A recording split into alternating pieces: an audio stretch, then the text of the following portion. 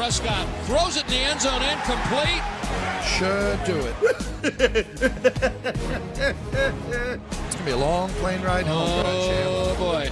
How about the Cowboys? What's going on, everybody? Welcome into First Take on a Monday. Molly Karam Rose, Max Kellerman, and the birthday boy himself, all fired up. Happy birthday. Stephen A. Smith, happy birthday. Thank you, Conley. Thank you, Conley. I just want to say this. My birthday's today, Yeah. but my present arrived yesterday.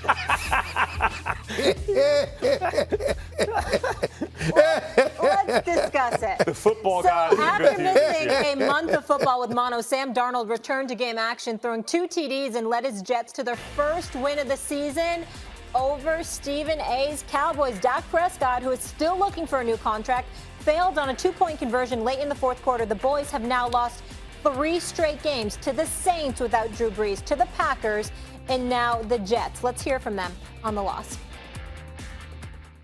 We just got to go out there and play better football. We're not playing very good football right now, so, I mean, I guess every week just got to get back to work tomorrow, get in the film room, see what went wrong, see what went well, and learn on it and, get better.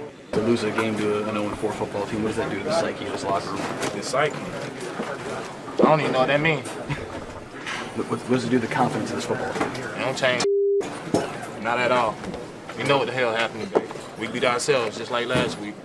Now it's time to buckle down and, get things going.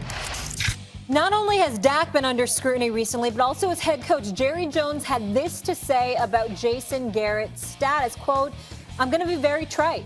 I was a lot happier with what he had done the first 3 games than what's happened the last 3 games. But the big thing I want to say is it's not just him. This is across the board."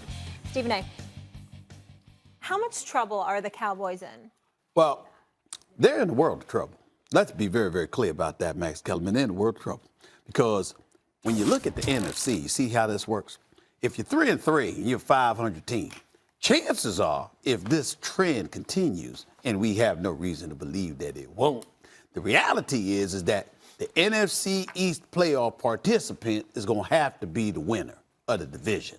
There's not a wild card that's going to come out of there. Not when you're looking at Chicago, Detroit, and Green Bay in the north. Not when you're looking at New Orleans and Carolina in the south. Not when you're looking at Seattle, San Fran, and to a lesser degree, those reigning NFC champion Los Angeles Rams that don't really look like champions right now. Nevertheless, you got an abundance of teams out there in the Dallas Cowboys way or the Philadelphia Eagles. You're going to have to win the division to get out of the East. I want to say this about the Dallas Cowboys and the why they're going to get in trouble. I was reading an article in the Dallas Morning News this morning, and one of their columnists, I believe, accurately pointed out a huge problem on the part of Jason Garrett, and he labeled it as arrogance. Okay, that Tim Cowlishaw? I believe it's My Tim guy, Tim Cowlishaw? I believe it's Tim Cowlishaw, but I'm not From sure the if he around was the the one horn that wrote days the, for me. I'm not sure if he's the one that wrote the article, but here's the point that he was making. You've got second quarter. It's 4th and 2 at the 7-yard line with a little over 4 minutes left in the half. Jason Garrett, knowing you got 2 tackles out of the game, knowing that your running game ain't great, knowing that Amari Cooper and Randall Cobb are not available to you, and your offense wasn't looking as stout as we're accustomed to seeing it look, you kick the field goal right there, and you're all right. What happens? He says, no, can do. I'm going to go for it on 4th and 2, and I'm going to call a quarterback sweep for Prescott. It fails. He gets swallowed. The very next play, Sam Darnold connects with Robbie Anderson for a 92-yard touchdown. And that double move by Randy Anderson on a Woozay. And as a result, the Jets go up 14-3. As we look back on it, had they kicked the field goal at that particular moment in time, guess what? Would have been a different ball game, because what did you need at the end? 2-point conversion. That's Jason Garrett. That's coaching. Once again, that's coaching, not stepping up to the plate and handling this business, which is why I have no problem with Jerry Jones taking that position. Dallas Cowboys in a world of trouble right now, and I can't say that I'm upset about it. Dallas Cowboys are in some trouble, but fortunately for them, the NFC East is so bad that they could still make the playoffs. Mm-hmm. They're not going to do anything once they get there. Right. Maybe if it matches up a certain way, they can win a game. Maybe they can win 2 playoff games. They ain't winning the Super Bowl this year, even if everything falls their way. Yeah. I agree with Tim Cowlishaw's point. Was Tim Cowlishaw, and I want to address that for a second. he hears, Jason Garrett, the criticism from guys like me. No, from me, right? Coaches are such cowards in the NFL. It's unbelievable. They never go for it on fourth down, not nearly as much as they should because they're afraid about getting second-guessed. He hears, I've brought it up a million times, you have Ezekiel Elliott. You drafted him 4th overall. He's exceeded expectations. You're in midfield, and I mentioned this from last year, 1 yard. You're 4th and 1, and you punt. Right? That tells you everything I need to know about Jason Garrett. So here he is. He hears that kind of criticism. He's thinking, 4th and 2? I'm going to go for it, right? No, but it does depend on the circumstance.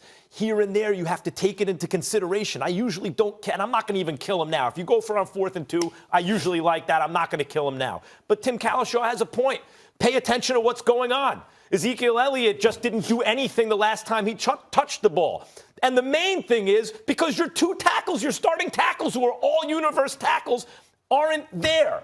And that's when you choose to be aggressive, right? When maybe you should think, let me take the points. Then you choose to be aggressive. The Cowboys are in some trouble in the sense that they should have a better record than they are right now and be more in control of their own destiny. They're not, mainly because of injury, but also because their head coach isn't good enough. And even when Jerry Jones talks about Dak, and we'll get into it later on, in the end, it's going to come down to a decision, head coach or quarterback. They've isolated every other variable. They have everything else they need. I do not believe he will choose the head coach. So not only are the Cowboys in trouble, but Jason Garrett in particular is in a world of trouble. Jason Garrett will be gone at the end of this season, barring a miracle, meaning barring if they make the playoffs and make a run in the playoffs. Jason Garrett will be gone. He will not last. If this team is not successful this year, Jason Garrett won't be back as the next head coach of the Dallas Cowboys. That's number one. Number two, I think Dak Prescott, we'll have a conversation about him later. It will cost him some money. Number three, I forgot who we were showing that video of the guy on Dallas, the defensive side of the ball, that said we beat ourselves. Well, isn't that what I always say? That black cat running around that franchise? Then how many times have I had to say to all of y'all, just wait. Take your time. All right. Don't rush it. They will not let you down. What can go wrong will go wrong. And we're seeing it. I must say I'm disappointed. I think we're seeing it earlier than I anticipated. I would have liked to have waited later. I would have liked to have waited later because it's modifying the expectations of Dallas Cowboy fans. And by the way, that's kind of, it's kind of massaging their misery to some degree. I want them here and plummeting around Christmas. I don't like the fact that it's happening this early. All right. I'm very disappointed. For me, this team's success will be defined by how they perform in the postseason. Like we mentioned, they're tied with the Eagles at 3-3. They face off on Sunday Night Football. The Giants are only 1 game out of first. Don't do that, Molly. I'm just pointing out facts. All facts. Well, you the one sitting there, the Dallas Cowboys, what they do in the playoffs. They might not make the playoffs. Lamar Jackson has been on fire lately, but does he actually make the Ravens Super Bowl contenders? Stephen A., what else you got? Got a lot more to come your way on First Take. Is it time to admit the